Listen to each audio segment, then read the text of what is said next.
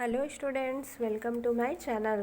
तो बच्चों, मेरे लास्ट के वीडियो साइंस सब्जेक्ट के केमिस्ट्री पोर्शन पे थे, जिसमें मैंने आपको हाइड्रोकार्बन, उसके ग्रुप और एग्जाम्पल के बारे में समझाया। बच्चों, वहाँ से बहुत सारे प्रश्न पूछे जाते हैं आपके साइंस में, तो आप सारे वीडियो अच्छे से देखिए, कॉपी में नोट डाउन करिए और पेपर के लिए तैयार करिए। तो बच्चों, आज का जो वीडियो है वो मेरा इंग्लिश ग्रामर पर है। चलिए, आज के वीडियो में मैं आपको डिटरमाइनर्स के बारे में समझाऊंगी। तो चलिए बच्चों, हम वीडियो शुरू करते हैं। डिटरमाइनर से रिलेटेड जितने क्वेश्चन हैं बच्चों, वो आपके एग्ज़ाम में डेफिनेटली पूछे जाते हैं। डू एज डायरेक्टेड या ब्लैंक, कहीं भी इसके क्वेश्चन आपको मिल सकते हैं। तो आज के वीडियो में मैं आपके जितने मोस्ट इम्पॉर्टेंट डिटरमाइनर्स हैं, सबको तो नहीं समझा रही हूँ, लेकिन जो इम्पॉर्टेंट हैं उनको मैं बता रही हूँ। तो ये सारे डिटरमाइनर जितने भी आज बताऊँगी, अगर आप समझ जाते हैं तो एग्ज़ाम में डेफिनेटली आपसे सारे क्वेश्चन डिटरमाइनर के बन जाएंगे। तो चलिए देखते हैं।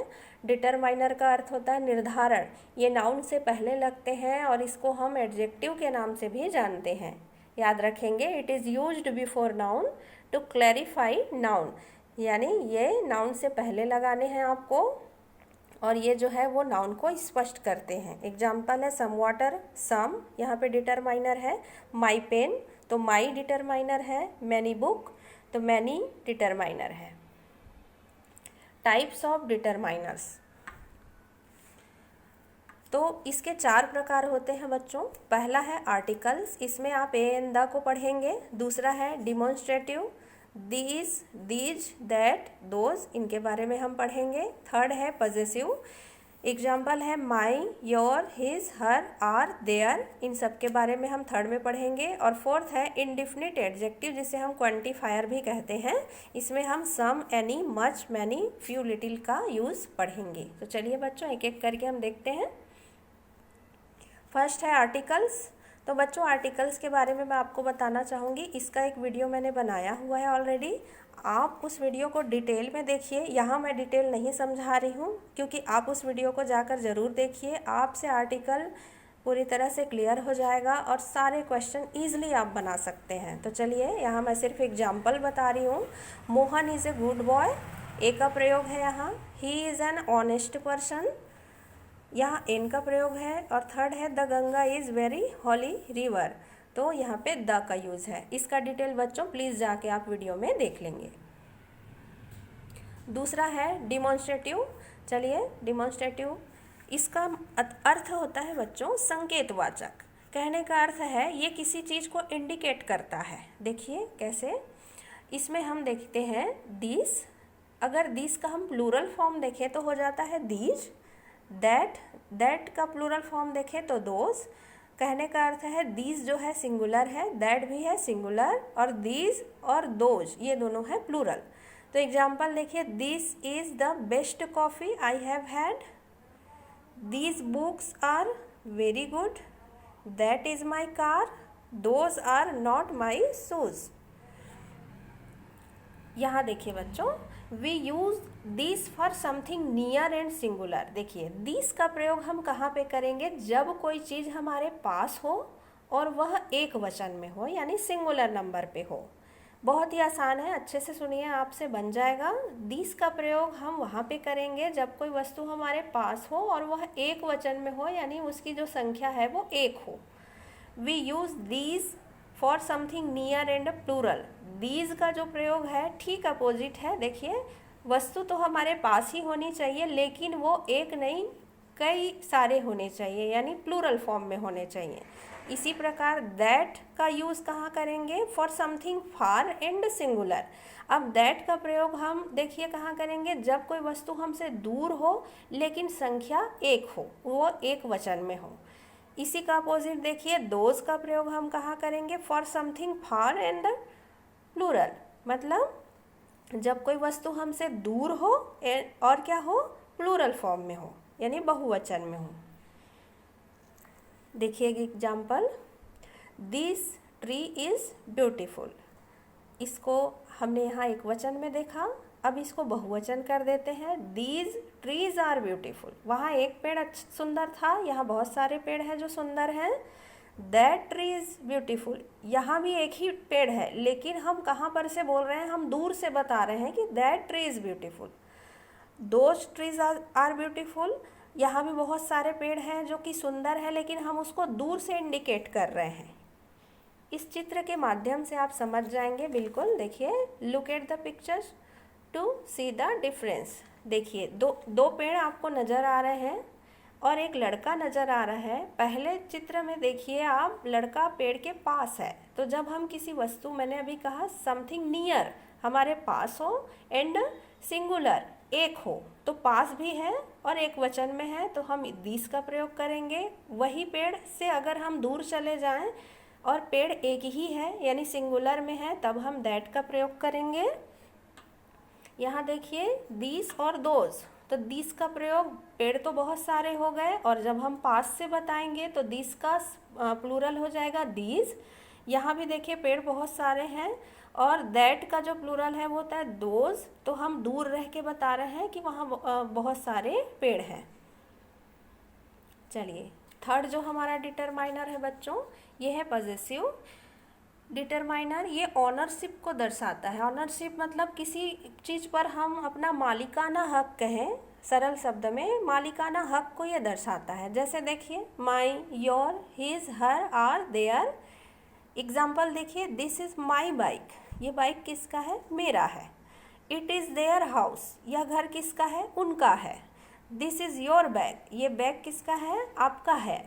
तो इस तरीके से ये एक मालिकाना हक तय कर रहा है। ये यहाँ पे बच्चों एक टेबल दिखाई दे रहा है आपको, पॉजेसिव एडजेक्टिव के कुछ एग्जाम्पल हैं, इसको समझेंगे आप। इसका स्क्रीनशॉट लेके रख लेंगे, इसको आप देखेंगे। चलिए एक दो मैं बता दूँ। आई का देखिए, आई प्ले बास्केटबॉल, तो आई का पॉजेसिव है माई। दिस इज़ माई सिस्टर, माई हो गया। यू देखिए, यू आर ए स्टूडेंट, तो ये हो गया your. Wash your hands, he, तो he is very nice, his, this is his car. She is an engineer. Her, the pencil is her pencil. तो इस तरीके से ये पॉजेसिव एडजेक्टिव है। फोर्थ है बच्चों इंडेफिनिट एडजेक्टिव, या इसको हम क्वांटिफायर कहते हैं। चलिए ये जो है मात्रा यानी क्वांटिटी तय करते हैं, निर्धारित करते हैं। एग्जाम्पल है some, any, much, many, few, little. बच्चों डिटरमाइनर में सबसे ज़्यादा इस चौथे प्रकार से क्वेश्चन पूछे जाते हैं, जिसमें सम, एनी, मच, मैनी, इन सब से एक एक क्वेश्चन ज़रूर आपको मिल जाएंगे। तो चलिए ध्यान से इसको पढ़ते हैं आप। Sum is generally used in affirmative sentences with uncountable and plural countable noun। देखिए सम का यूज़ हम कहाँ करेंगे, सामान्य तौर पर इसे हम सकारात्मक वाक्यों में प्रयोग करेंगे।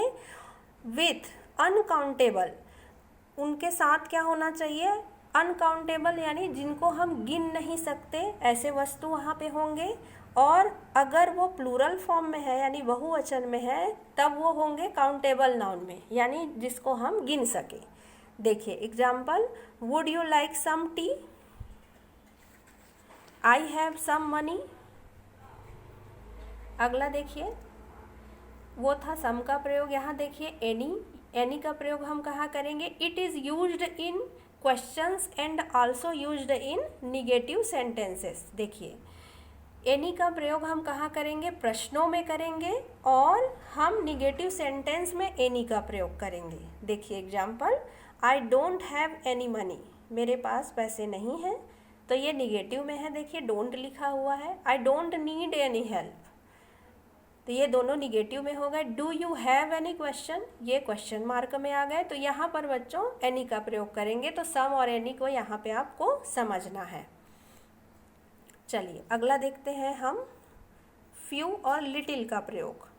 फ्यू को कहाँ हम यूज़ करेंगे, देखिए few used in countable noun and plural forms indicate. इसका हम यूज़ करेंगे काउंटेबल नाउन में, जिसे हम गिन सकते हैं, और गिन तो सकते हैं, साथ में उसे बहुवचन में होना चाहिए। लिटिल का यूज़ हम कहाँ करेंगे, इसे हम नॉन काउंटेबल नाउन में करेंगे। लिटिल को साधारण से अर्थ में आप समझिए, जहाँ ये कुछ थोड़े से चीज़ों को दिखाएगा आपको। चलिए आगे देखते हैं एग्जाम्पल ऑफ लिटिल।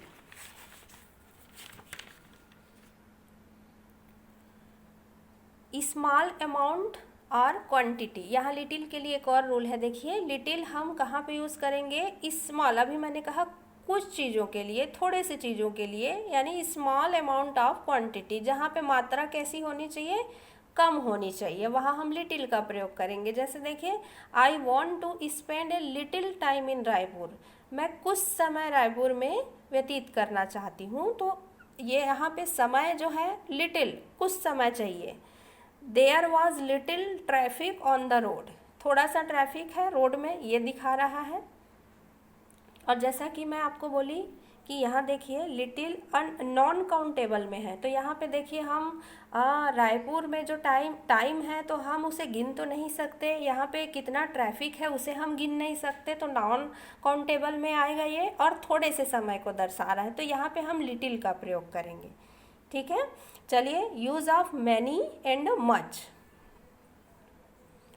यहाँ देखिए there are too many students in this class, तो यहाँ पे मैनी का यूज़ है, there are too many students in this class, मतलब इस कक्षा में बहुत सारे स्टूडेंट्स हैं। We saw many animals at the zoo, तो यहाँ कहने का अर्थ है जब ये प्लूरल फॉर्म में होगा तब यहाँ पर हम मैनी का प्रयोग करेंगे। We had so much fun, यहाँ पे देखिए यहाँ भी डिफरेंस आप समझिए, काउंटेबल और नॉन काउंटेबल का यहाँ भी बिल्कुल वही लगा हुआ है। There are too many students in this class, students plural form में है, बहुत सारे हैं। इसी प्रकार एनिमल्स प्लूरल फॉर्म में है, यहाँ हमने मैनी लगाया। We had so much fun, यहाँ पे हम फन को गिन के नहीं बता सकते, बहुत सारा फन हमने किया। लेकिन जब ये क्वेश्चन मार्क में चला गया तो देखिए यहाँ पे प्लूरल हो लेकिन काउंटेबल हो तब भी हम मच का प्रयोग करते हैं। तो how much money have you got, तो इस तरीके से बच्चों आपको मैंने मैनी मच के एग्जाम्पल भी समझाए। तो मुझे आशा है बच्चों जितने भी एग्जाम्पल मैंने आपको बताए हैं उनको आप बार बार समझने की कोशिश करें, और इनके एक्सरसाइज आप ज़रूर देखिए, वहाँ बहुत सारे आप एग्जाम्पल लीजिए और उसे घर में प्रैक्टिस करिए। बिल्कुल आपसे इनसे रिलेटेड जो भी क्वेश्चन आपके ग्रामर में आएंगे डेफिनेटली आप उसे बना पाओगे। तो चलिए बच्चों आज का वीडियो यहीं तक था, अगली वीडियो में मिलते हैं। Thank you.